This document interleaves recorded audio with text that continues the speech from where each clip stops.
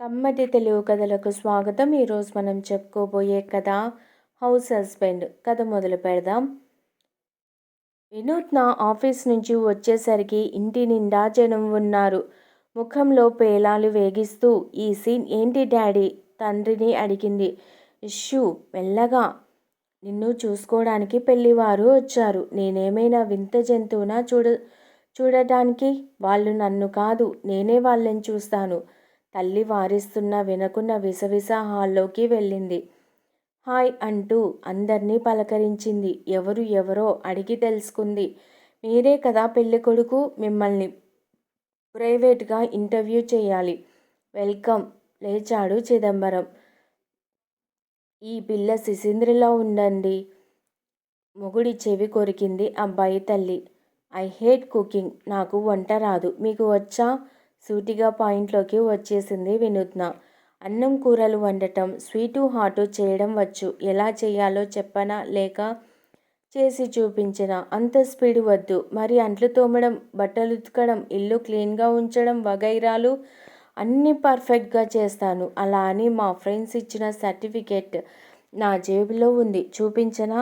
ఇంట్లో washing machine ఉంది, so ఉతకక్కర్లేదు. డిష్ వాషర్ ఉన్నా సరే నేనే శుభ్రంగా తోమి కడుగుతాను. ఇస్త్రీ చేయడం కూడా వచ్చండోయ్. గుడ్. హోమ్ సైన్సా?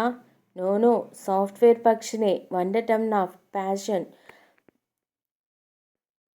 జాబ్ని కిక్ చేయమన్నా రెడీయే. బుర్ర గిర్రున తిరుగుతుంటే అడిగింది.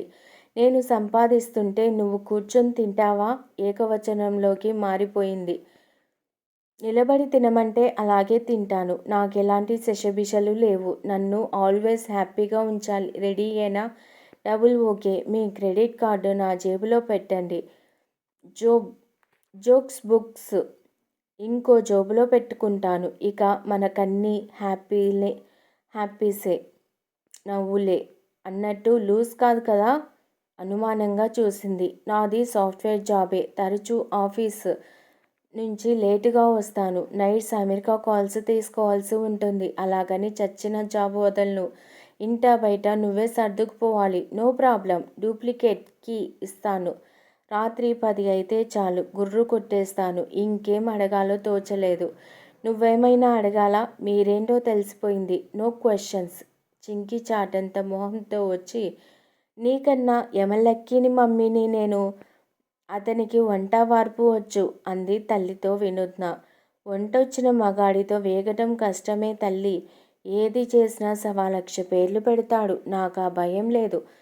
నేనసలు వంటింట్లో అడుగు పెడితేగా. చిత్రంగా నవ్విన కూతురు వంక విచిత్రంగా చూసింది తల్లి.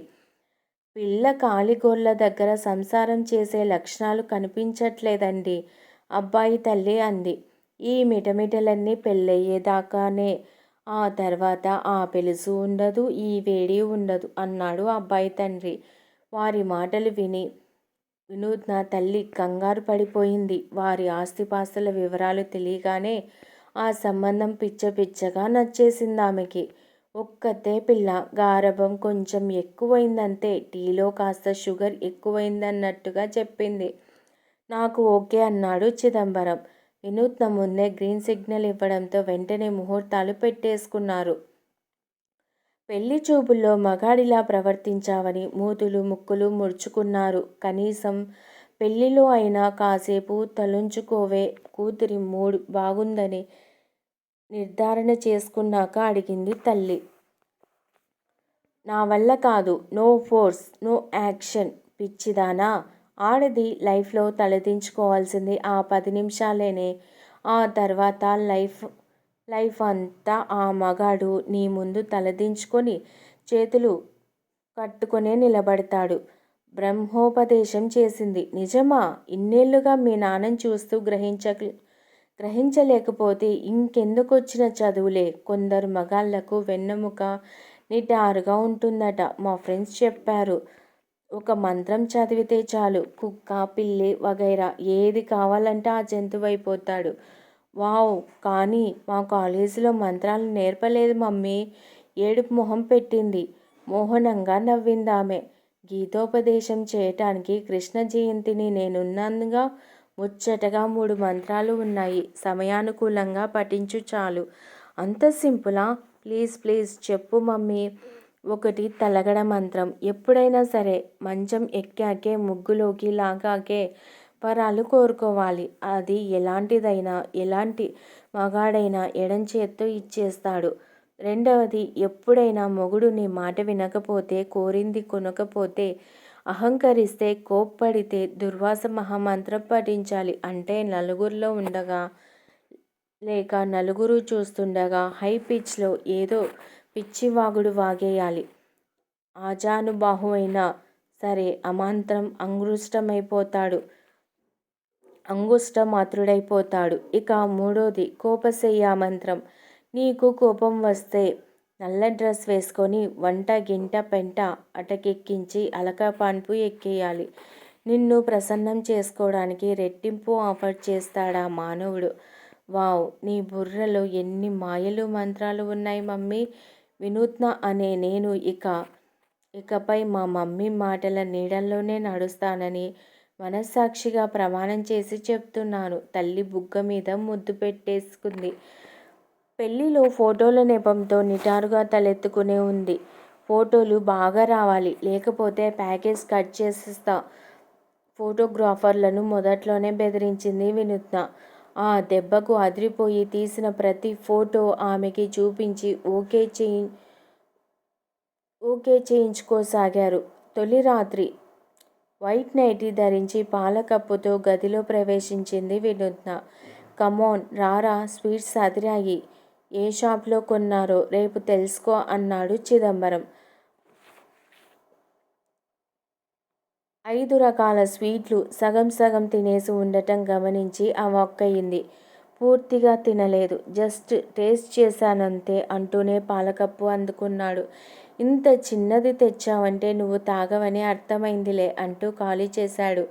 నువ్వు ఫుడీవా అడిగింది వినూత్న ఇంతింత కళ్ళతో చూస్తూ. నువ్వు సైజ్ 0 డైట్ మీద ఉన్నావా? నాకే ప్రాబ్లం లేదు, మేనేజ్ చేసుకోగలను. పిచ్చిగా చూసింది. లైట్ ఆర్పి ఆమెను మీదకు లాక్కున్నాడు. మర్నాడు గదిలో నుంచి వచ్చిన కూతురు థమ్సప్ చూపేసరికి హమ్మయ్య అనుకుంది తల్లి. నెల తిరక్కుండానే కాపురం పెట్టారు వినూత్న, చిదంబరం. ఇద్దరి ఆఫీస్ టైమింగ్స్, రూట్లు వేరువేరు. ఆమె కన్నా అతడి ఆఫీసు దూరం ఎక్కువ. నువ్వు ముందుగా వెళ్ళిపోతే నా తిండి తిప్పలు ఎలాగా? దిగులుగా అంది. మైహూనా, ఇల్లు కూడా చిమ్మాలి. నాకలవాట్లేదు. వంట చెయ్యాలి, అంట్లు తోమాలి, బట్టలు ఇస్త్రీ చేయాలి, పిల్లలు పుట్టాక వారి డైపర్లు మార్చాలి. అదంతా ఫుల్ టైం జాబ్. ఒక పని చేద్దాం. ప్రస్తుతానికి మనకు అదనపు ఖర్చులు లేవు, బాధ్యతలు లేవు. సో నువ్వు బ్రెడ్ ఎర్నర్గా ఉండు. నేను హౌస్ హస్బెండ్గా మారిపోతాను. అయోమయంగా చూసింది. హౌస్ హస్బెండ్ అంటే వర్క్ ఫ్రమ్ హోమ్స్ హస్బెండా? నో, హౌస్ వైఫ్ ఏమేం చేస్తుందో అవన్నీ నేను చేసే హౌస్ హస్బెండ్ని. ఎలా ఉంది మన కాన్సెప్ట్? అమాంతం 80 కేజీల శాల్తీని అవలీలగా ఎత్తేసి గిరగిరా తిప్పి ఆ పైన నడుం పట్టుకుని సోఫాలో కూలబడింది Vinutna. Are you okay? 100% fine. Then kick your job. రేపటి నుంచి మన రోల్స్ మార్చేసుకుందాం. డబుల్ హ్యాపీగా ఉందాం. వావ్, నువ్వింత ఈజీగా ఒప్పుకుంటావనుకోలేదు. నివ్వెరపోయింది. నీకు జాబ్ చేయడం ఇష్టం లేదా? ఆ బాడ్కో ఉద్యోగం ఎవడికి కావాలి? పైగా మా మేనేజర్ ఆడబాసు. రోజు అన్నిటికీ పార్ట్స్, నట్స్, ఫెదర్స్ పీకి ఏకి కథాకళి ఆడేస్తుంది. ఆ జాబ్కి ఒక నమస్కారం, ఆవిడకు 2 నమస్కారాలు. డాన్స్ చేశాడు. వెర్రిగా నవ్వి జాలిగా చూసింది. ఒరే వెర్రివాడా, ఇక నీ బతుకు హౌస్ అరెస్టే. నీ గురించి పక్కింటి వారికి కూడా తెలీదు. బంధువుల్లో నా ప్రతిభ వెలిగిపోతుంటే బడుద్దాయి మొహం పెట్టుకుని చూద్దువుగాని. చిదంబరం మాత్రం క్లౌడ్ 9 మీద ఉన్నాడు. ఇక చూసుకో డియర్, రోజుకో రకం వంటకంతో నా పాక ప్రావీణ్యం చూపిస్తా. వివాహ భోజనంబు అని పాడుకుంటూ కిచెన్లోకి వెళ్తుంటే ఆపింది. ఒక డౌటు, కుకింగ్ ఎప్పుడు నేర్చుకున్నావు? నాకు పింక్ స్లిప్ ఇచ్చాక. ఇప్పుడు నీకు జాబ్ లేదా? ఇంత క్రితమే తన్నేశాగా. ఇక నా బిజినెస్లోకి వచ్చేస్తా. ఇవాళ లంచ్కి ఏం చేయను, డిన్నర్కి ఏం కావాలి, ఇవాల్టికి చెప్తే చాలు డియర్, సాయంత్రానికి మెనూ కార్డు రెడీ చేసేస్తాను, రేపటి నుంచి జస్ట్ టిక్ పెట్టేద్దు కానీ. అతడు ఎంతో రుచిగా చేసిన బ్రేక్ఫాస్ట్ తినేసి మరెంతో శ్రద్ధగా చేసేసిన లంచ్ బాక్స్ తీసుకొని లలలా లలలా హమ్ చేస్తూ ఆఫీస్కు వెళ్ళింది వినూత్న. లంచ్కి ఫ్రెండ్స్ అంతా జాయిన్ అయ్యారు. వినూత్న బాక్స్లో నుంచి వచ్చిన గుమగుమలు చూసి ముక్కులు ఎగిరేశారు. తలో కాస్త తీసుకుని టేస్ట్ చేశారు. సూపర్, నువ్వు ఇంత రుచిగా వండుతావని ఊహించలేదు బాబాబు, రేపటి నుంచి కొంచెం కర్రీ ఎక్కువ తీసుకురావే, గడ్డం పట్టుకుంది ఒక ఆమె. నాకును భలే బతికించావులే, రేపటి నుంచి రైస్ ఒక్కటి తెచ్చుకుంటే సరిపోతుంది, సంబరంగా అరిచింది మరొక ఆమె. నాకు కూడా అన్నారు ఇంకొకరు. నన్ను వదిలేయటం మహాపాపం అంది నాలుగో ఆమె. ఇంత గొప్పగా వండి చచ్చిన మొగుడిని తిట్టుకుంటూనే తలాడించింది. వినూత్న పెళ్ళికి రాని మగ కొలీగ్స్ వచ్చి ఆమెను అభినందించారు. మీ హబ్బీ ఏం చేస్తారు? House husband. బుర్ర గోక్కున్నారు. హాబీ అడగట్లేదు, ఏం జాబ్ చేస్తారని. అతడు హోమ్ మేనేజ్ చేస్తాడు, నేను మనీ మేనేజ్ చేస్తాను. వారి బుర్రలోని ట్యూబ్ లైట్లు వెలిగేసరికి 2 నిమిషాలు పట్టింది. గ్రేట్, మాలాగా గానుగెద్దుల ఆఫీస్ చుట్టూ గిరగిరా తిరగనక్కర్లేదు. టార్గెట్లు, పరుగులు, ఒత్తిళ్ళు, పింక్ స్లిప్ భయాలు అసలే ఉండవు. లైఫ్ లాంగ్ సెక్యూర్డ్ జాబ్ దొరికేసింది. గురుడు the only luckiest fellow on earth. ఈఎంఐల విషయ వలయంలో నుంచి భలే తెలివిగా తప్పించుకున్నాడు. ఆ మహానుభావుణ్ణి చూడాలని ఉంది. ముక్త కంఠంతో అడిగేసరికి త్వరలోనే కలుద్దాం అంది. ఇంకేం చెప్పాలో తోచక. విషయం క్షణాల్లో ఆడ కొలీగ్స్కి తెలిసిపోయింది. అసూయగా చూశారు. ఆమె అదృష్టానికి పొగడాలనుకున్నారు కానీ నోరు రాలేదు. గాఢంగా నిట్టూర్చారు. ఆ మర్నాటి నుంచి ఆమె ఆఫీస్కు రావడం ఆలస్యం. ఇవాళ స్పెషల్ కర్రీ ఏమిటి అని ఎదురెళ్ళి మరీ అడిగేస్తున్నారు. తెలీదంటే బాక్స్ తెచ్చి కర్రీ రుచి చూసి ఊరిపోతూ ఫలానా ఫలానా కాంబినేషన్ అంటూ చెప్పుకుంటున్నారు. ఒక్కోసారి కూర ఖాళీ అయిపోతుంది కూడా. అరే, ఈ కూర ఇలా కూడా వండొచ్చా, ఏ హోటల్లోనూ చూడలేదే అని కొందరు ఆశ్చర్యపడితే, నీ హబ్బీ నీ మీద ప్రయోగాలు చేస్తున్నాడే, రోడ్డు రోలర్వి అయిపోతావు జాగ్రత్త అని నవ్వారు కొందరు. ఏమైతేనేం తలా కొంచెం పట్టుకుపోవడం, అందుకుగాను ఇంట్లో ఎక్కువ కూర చేయించడం అదనపు తలనొప్పి అయ్యింది. వినూత్న ఫ్రెండ్ గృహప్రవేశానికి వెళ్లారు వినూత్న, చిదంబరం. ఆమెని జస్ట్ పలకరించి అతడి చుట్టూ చేరిపోయారు ఆడజనం. ఫలానా కర్రీ ఎలా చేశారు, ఇంగ్రీడియంట్స్ ఏమిటి అంటూ అడిగి మరీ నోట్ చేసుకుంటుంటే ఉడికిపోయింది వినూత్న. ఇంటికి వెళ్తూనే అంది. రేపటి నుంచి నలభీమ కర్రీలు వద్దు, రోజు శుద్ధపప్పు తగిలేయ్. నువ్వు జాబ్లో చేరావని చెప్పేస్తా, లేకపోతే రోజు రకరకాల డిషెస్కు ఆర్డర్ పెట్టేలా ఉన్నారు.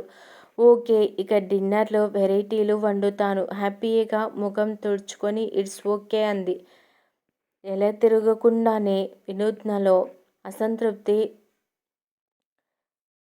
సిలవీయసాగింది. అతడికి సంపాదన లేదు కనుక అతడేవీ చీరలు కొనడం లేదు, సర్ప్రైజ్ గిఫ్టులు ఇవ్వడం లేదు, కడకు సినిమా ప్రోగ్రాంలు వేయడం లేదు. డ్రస్సులు కొను, నగలు చేయించు అని అడగటానికి, కాదంటే అలగటానికి, కొండకొచ్చు సతాయించడానికి బొత్తిగా అవకాశమే లేకుండా పోయింది. ఏం కొనాలన్నా ఖర్చు ఎంత అని తనే లెక్కలేసుకోవాల్సి వస్తుంది. లేకపోతే టకటక తన క్రెడిట్ కార్డు గీకేస్తాడు. ఇదెక్కడి కోలరా బాబూ అనిపిస్తోంది. ఆ రోజు ఆఫీస్ నుంచి వచ్చేసరికి చిదంబరం టీపాయ్ మీద కాళ్ళు జాపి కామెడీ వెబ్ సిరీస్ చూస్తూ చిప్స్ పరపరా నములుతున్నాడు. వినూత్నకి వెర్రి కోపం వచ్చేసింది. సిగ్గులేదు, తిని కూర్చోకపోతే ఏదైనా పార్ట్ టైం జాబ్ చేయొచ్చుగా. ఓకే, రేపే ఆ పనిలో పడతాను. నీ బయోడేటా ఇయ్యి, మా ఫ్రెండ్స్ అందరికీ పంపి వాళ్ళ కంపెనీలో వాళ్ళ రెఫరెన్స్తో ప్రయత్నిస్తాను. సాఫ్ట్వేర్లు, హార్డ్వేర్లు మన ఒంటికి పడవు. నాకు ఇష్టమైన రంగాన్ని ఎన్నుకుంటాను. అప్పుడే నాకు తృప్తిగా, హ్యాపీగా ఉంటుంది. ఒకరి కింద పనిచేయకుండా స్వతంత్రంగా ఇష్టమైంది చేస్తూ సంపాదించడం కంటే అదృష్టం ఏముంటుంది డియర్. ఏదోటి అఘోరించు. ఇలా కాళ్ళు ఊపుకుంటూ కూర్చుంటే కాదు. రోజంతా తింటూ కూర్చోంగా. 24 గంటలు వంటింట్లో కూరుకుపోవడానికి. You are correct. ఆల్రెడీ అలాంటి ట్రాక్లోనే ఉన్నానులే. ట్రాక్కా, క్రాక్కా ఏదోటి అనుకో. హ్యాపీగా డబ్బు వచ్చి పడుతుంది. బెంగ పెట్టుకోకు. Work from హోమే. 3 నెలలు చకచకా గడిచిపోయాయి. సిటీలోని బంధువుల పెళ్ళికి వెళ్ళారు. అక్కడ ఎవరు చిదంబరాన్ని అడిగారు. మీరు ఏం చేస్తుంటారు? యూట్యూబర్ని. నలభీమ ఛానల్ నాదే. మరుక్షణం పెళ్లిగోల వదిలేసి ఆడవాళ్ళంతా బిలబిలామంటూ వచ్చేసి అతన్ని చుట్టేశారు. అభినందనలతో ముంచెత్తారు. ఏమాశ్చర్యంగా చూసింది వినూత్న. రకరకాల వంటలు చేయడం, పచ్చళ్ళు పెట్టడం, ఇంట్లోని పరికరాలు ఎలా ఉపయోగించాలో వివరించడం, రకరకాల చిట్కాలు చెప్పడం, చిన్న చిన్నవి పాడైతే రిపేర్ చేసుకోవడం, కొత్తగా మార్కెట్లోకి ఇంటికి సంబంధించినవి వస్తే వాటిని పరిచయం చేయడం వగైరా. తన ఛానల్లో చూపిస్తున్నాడని తెలిసి ముక్కు మీద వేలుంచుకుంది. ఇంటి పని, వంట పని అవమానం అనుకుంటున్న ఆమెకు చెంప మీద చెల్లున కొట్టి ఆలోచిస్తే ప్రత్యామ్నాయ మార్గాలు, సంపాదన అవకాశాలు ఎన్నో ఉంటాయని చెప్పినట్టు అనుబోధించింది. నా వైఫ్ కోసం, నా ఫ్యామిలీ కోసం వండటానికి, కష్టపడటానికి మించిన ఆనందానుభూతి, హ్యాపీ ఫీలింగ్ ఎక్కడ దొరుకుతుంది? ఇష్టమైనప్పుడు ఇష్టమైనది ఇష్టంగా చేస్తాను. జాబు సాటిస్ఫాక్షన్, జేబు సాటిస్ఫాక్షన్ ఉన్నాయి. లైఫ్లో ఇంకేం కావాలి? ఫోర్స్ కొట్టాడు చిదంబరం. అంతా చిదంబరాన్ని సెలబ్రిటీలా చూస్తుంటే నమ్మకుండా ఉండలేక బిగుసుకుపోయింది వినూత్న. ఈ కథ మీకు నచ్చినట్లయితే ప్లీజ్ లైక్ చేయండి, షేర్ చేయండి. కమ్మటి తెలుగు కథల ఛానల్ను సబ్స్క్రైబ్ చేయండి. Thank you very much.